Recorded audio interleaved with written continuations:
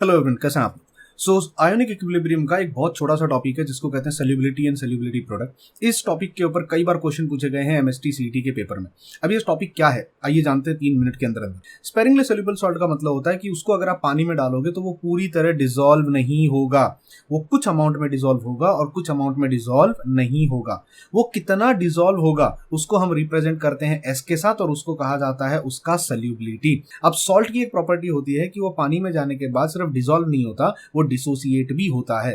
तो अगर मेरे पास AXBY नाम का कोई सॉल्ट है, अगर वो पानी में चला गया है, मान लीजिए S अमाउंट वो पानी में चला गया है, तो वो वहां पर जाने के बाद X टाइम्स A प्लस बनाएगा और Y टाइम्स B माइनस बनाएगा। ये चीज याद रखना। अब यहां हम लगाते हैं इक्विलिब्रियम का फंडा। इक्विलिब्रियम का मतलब क्या होता है? Concentration of product raise to the stoichiometric coefficient divided by reactant. अब हमारा जो रिएक्टेंट यहाँ पर है वो सॉलिड स्टेट में प्रेजेंट है तो वो इक्विलिब्रियम में नहीं आएगा। इक्विलिब्रियम में आएगा A प्लस का concentration raise to its power, B minus का concentration raise to its power. A plus का कॉन्सेंट्रेशन कितना होगा? वो होगा X मल्टीप्लाइड बाय S। इस चीज को आपको याद रखना है, इसके ऊपर कई बार MST CT में क्वेश्चन बने हैं। अगर मुझे कभी A प्लस का कॉन्सेंट्रेशन पता करना होगा तो वो हो जाएगा X multiplied by S। S का मतलब यहाँ पर सॉल्युबिलिटी होता है।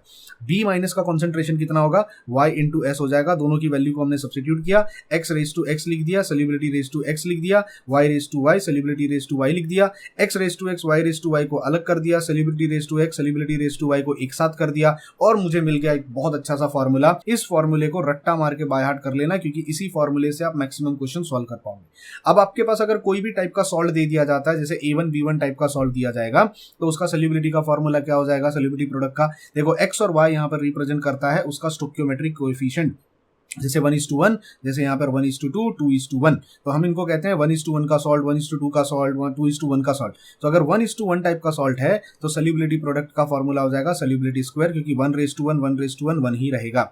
अगर 1:2 टाइप का सॉल्ट है तो सॉल्युबिलिटी प्रोडक्ट का फॉर्मूला हो जाएगा 1:1 2:2, तो 2 का स्क्वायर कितना होता है? 4 होता है और 2 + 1 क्यूब हो जाएगा, that will be 4s cube. अगर क्वेश्चन में 1:3 टाइप का सॉल्ट पूछ जाता है तो फॉर्मूला हो जाएगा 1:1 3:3, 3 का क्यूब होता है 27। ये अब सॉल्युबिलिटी दो टाइप की होती है, मोलार सॉल्युबिलिटी और ग्राम सॉल्युबिलिटी। इस चीज को याद रखना। मोलार सॉल्युबिलिटी का मतलब होगा number of moles upon volume, that is mole पर डीएम क्यूब, और ग्राम सॉल्युबिलिटी का मतलब होगा weight upon volume, that is gram पर डीएम क्यूब। अगर ग्राम सॉल्युबिलिटी और मोलार सॉल्युबिलिटी का रिलेशन पूछा जाए तो मोलार सॉल्युबिलिटी का मतलब हो जाएगा gram solubility divided by molar mass. जो भी इस सॉल्ट का मोलार मास होगा उससे आपको डिवाइड करना पड़ेगा। एमएसटी सीटी में आए हुए 2 प्रीवियस क्वेश्चन मैं आपके लिए छोड़ के जा रहा हूं। ये 2 क्वेश्चन है, प्लीज इनको देखो और मुझे कमेंट करके बताओ कि आपको इनका दोनों का आंसर आता है।